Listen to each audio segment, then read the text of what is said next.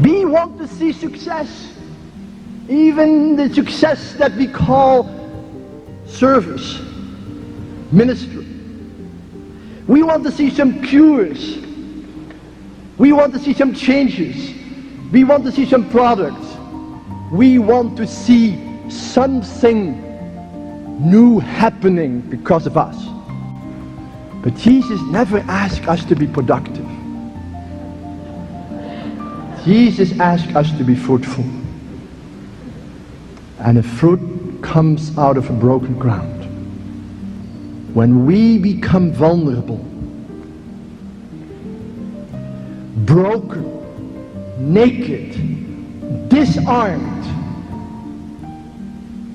we can trust that fruits will be born. Even when you or I won't see it or know about it. Even when you or I might say my life is a failure. When we live our lives in love, we can trust that it will bear fruit in our life or later.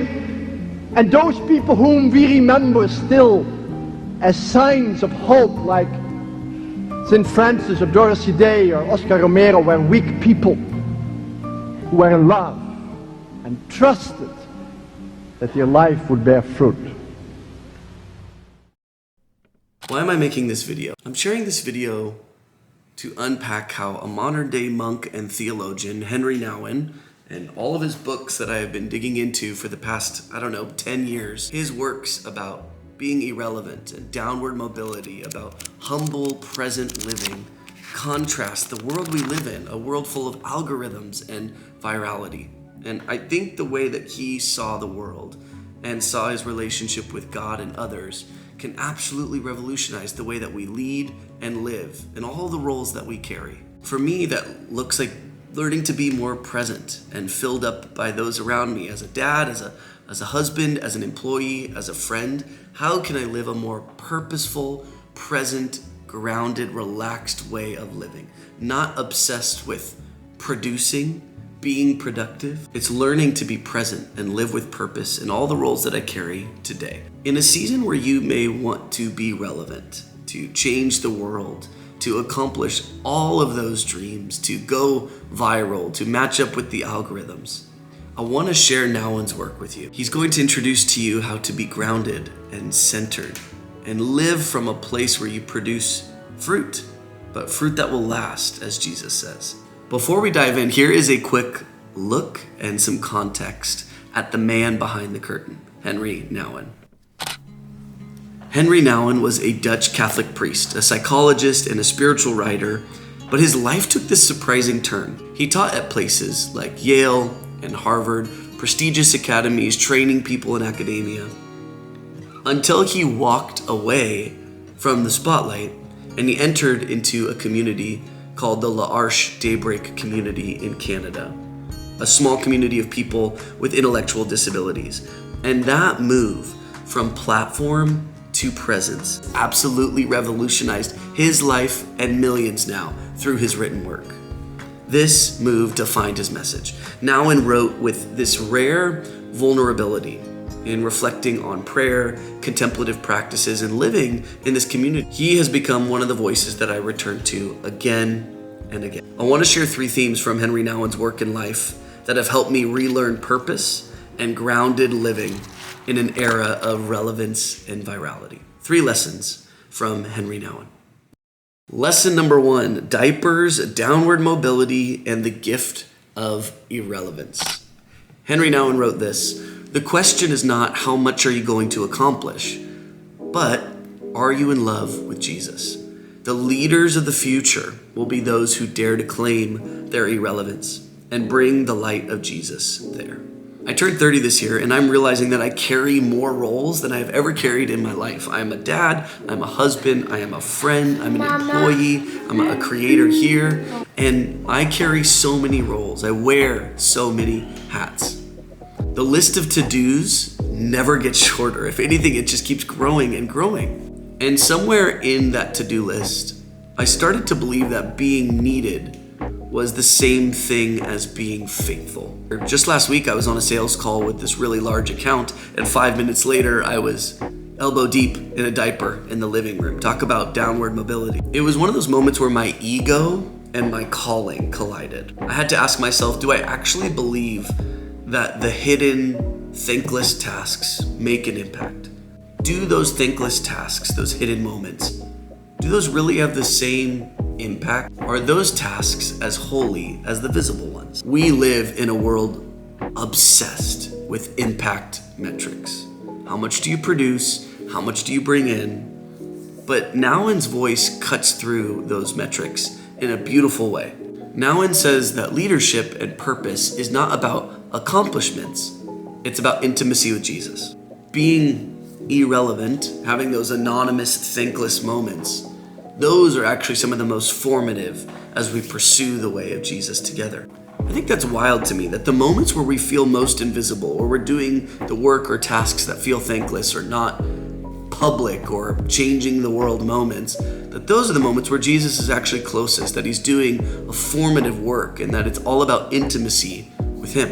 What I'm finding is that presence can produce a lot of character, even if the platform can produce a lot of applause at times. Downward mobility, what theologians call the cruciform life, carrying our cross, living a life full of groundedness and humility, that is what truly produces something that is worth living for. Those moments of downward mobility create space to love really, really well. Here's the key point, that the hidden life is not a detour. Irrelevance we can embrace, because in irrelevance and anonymous moments, there is God's presence. Lesson number 2 that I'm learning from Henri Nouwen's works is to be rooted before I am reactive. Through contemplative prayer, Nouwen wrote, we can keep ourselves from being pulled from one urgent issue to another. These things keep us home, they keep us rooted, they keep us safe, even when we are on the road. I used to think that spiritual practices were sort of an optional add-on, things that I can get to when I had time. And what I'm realizing is time is slipping through my fingers. The to-do list keeps growing. If I don't make time for solitude and silence and what Nouwen calls contemplative prayer, listening to God, being with him, spending time in moments of quiet, if I don't make that an anchoring, rooted practice in my life, I start to become someone that I don't recognize. I become extremely reactive. I scroll way too much. I have little to no patience for my kids. I barely have any bandwidth for my wife or my friends or relationships that matter. I talk way too fast and I listen way too little. If I am not rooted in contemplative, anchoring practices like silence, solitude, prayer walks, time in the Bible, time reading Bible content and theology, if I don't have these as a daily rhythm, if I'm not building this fire that stokes the practices of my life, I become extremely reactive. Even when our life is chaotic, roles coming at us, we're on the road, we're at our job, we're moving to and fro, even if the external is always changing, because we have contemplative practices and we're rooted in intimacy with God, then we have something inward that remains still.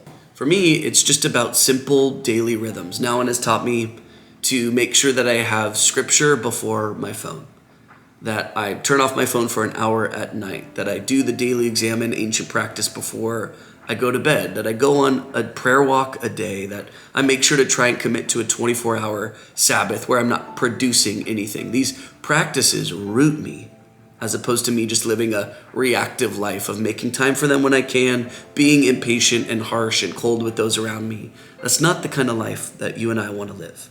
I need to rewire my brain to move slower so that I can live more intentionally and live a life full of peace, not pace. I want to work in my sales job with more integrity. I want to parent with patience. I want to live anchored and rooted from a contemplative pace and not this chaotic, sort of frantic way of living. You don't have to escape your life to find a rooted way of living. You don't have to just run away and go in a desert cave somewhere. If you have rhythms, then you are rooted in a place called home for you, even when you're pulled in 1,000 different directions.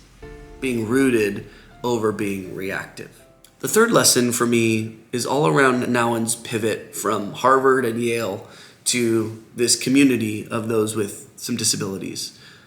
And the third lesson is proximity over position. That's how I like to frame it. Nouwen wrote this, that somehow we've come to believe that good leadership requires a safe distance from those we are called to lead. There is this cultural myth for leaders, those really in any position, that we need separation from those we lead, that you can lead best from a platform that is kind of higher elevation from those that you interact with or speak with or lead. Jesus flips this idea completely upside down. He doesn't lead from platform as much as he leads from the table, from the cross. He ministers to people in the dirt. Nouwen reminds us that leadership doesn't come from control. It actually comes from closeness, from proximity. As a dad, I'm learning this all over again. My kids do not need me to be impressive. They need me to be close. They need me to be near to them, to sit with them, to say sorry when I mess up, to enter into their world without trying to fix everything. We all have that temptation to posture, to come off a certain way, to keep a little bit of distance. But the way of the future leader, the way of living in the name of Jesus, is to have closeness, vulnerability, and proximity. To not just open the windows of your house and say, look inside, but open the front door and let people in. If you are a leader, people want leaders who are not perfect, but they are just present and vulnerable. Now Jesus asks you and me to be fruitful, not successful, not productive, fruitful. And to be fruitful is something very, very different from being successful or from being productive. What's the difference? What is the difference between successfulness and fruitfulness?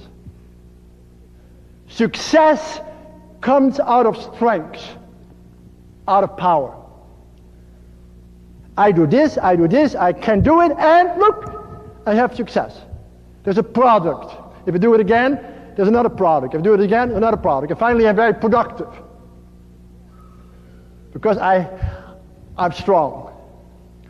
Fruitfulness comes out of weakness, out of vulnerability. There are so many lessons from Henri Nouwen about downward mobility, the humility of changing diapers and being rooted and not reactive, to be able to say that I want to be close to people, even if I'm leading them. I want to make sure that I'm vulnerable. And in that vulnerability, it brings it full circle back to this life of grounded living, of being present with God and others. And in that clip that you saw in the beginning of this video, to produce true and real fruit. I hope this video encouraged you to reflect on how you're living a present-filled life, a humble life, a life of downward mobility. I think that is the way of the future for leaders and in any role that you live into, as a parent, as a friend, as a single person. If this video encouraged you, down below in the description, I linked my list of my 10 favorite works by Henri Nouwen. Each of these is so digestible. You could read a book in a night. They're wonderfully written. They have changed my life, and I wrote my favorite 10 works from Nouwen. That is linked below. Every single week, I am reflecting on the routines, the rituals, and the rhythms of theologians from history, from modern-day monks to incredible women who changed theology and biblical knowledge in academia and in the world. If you're interested in productivity and theology and the intersection of both, you can subscribe to that newsletter below. I share a newsletter once a week and continuing to produce content here to encourage you to live a life rooted in spiritual practices and daily rhythms that will cause you to truly flourish. So I hope this blessed you, and grab that link below for Nouwen's books, and I will see you in the next one.